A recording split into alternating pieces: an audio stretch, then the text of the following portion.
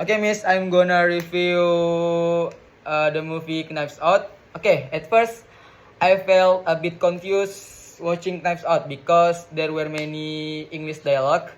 I didn't fully understand, but then I got the story better after someone helped explain it, and I really enjoyed since the mystery and plot twist kept me curious until the end. What I find interesting is how the movie show me a different communication style between the character.